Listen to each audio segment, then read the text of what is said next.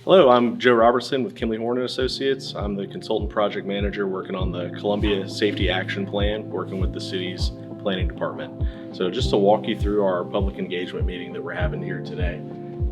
This is an overview of the project process. So we started back in August of this year with project kickoff. We are currently in the round one public engagement phase.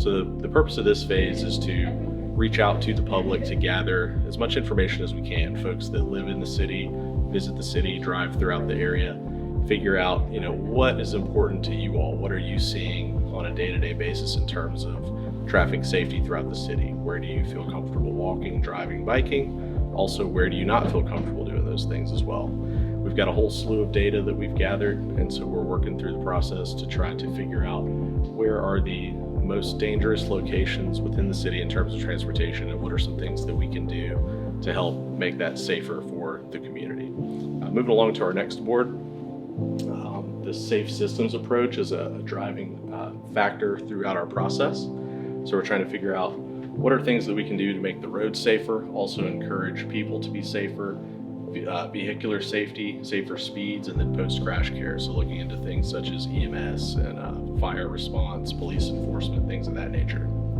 The next board here covers the crash statistics, information that we've gathered so far. So as you can see, there have been a lot of crashes in the city of Columbia from years 2019 to 2023.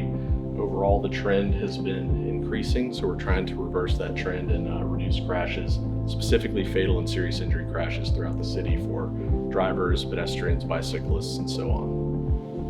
Moving along to the next board here, this shows you some potential countermeasures or recommendations that would be helpful in reducing those crashes. So we've got strategies such as access management, which could mean putting in raised medians along busy corridors, consolidating business driveways, also enhanced crosswalks and additional crosswalks where they don't currently exist. Improved lighting is something that we've heard a lot so far through this process. Intersection treatments, that could mean adding left turn arrows, it could be adding turn lanes, improving crosswalks. Shared use paths and sidewalks is another one that's come up a lot. And then finally, roundabouts is a very effective way to reduce angle crashes at unsignalized intersections. And then moving out throughout the rest of the room, we've got crash maps throughout the city. So we've got areas kind of focused in on like the downtown area, the southeast area, northeast Columbia, and so on. Each of these maps shows like crash hotspots, where the greatest frequency of crashes have occurred based on the data that we've obtained. And we've also got dots showing all the locations where fatal and serious injury crashes have occurred throughout this study period. So we're really looking for the public to come out and take a look at the information that we've gathered so far, provide us your input on what's important to you, where areas of concern that you'd like reflected in the study, and recommendations on any particular improvements that you'd like to see result from this process.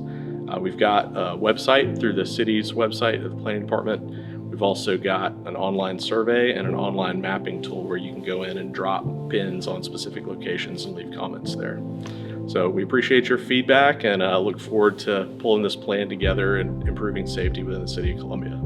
Yeah, so I live just outside of downtown and I go to school downtown and I bike everywhere, and for me, I'm looking to make our roads safer for not only bikers but also pedestrians and drivers. I think there's a lot of opportunity to do all three at the same time and to bridge some of the connectivity gaps that the city has. Yes, I am actually excited. This is open to the public, so we can hear our concerns.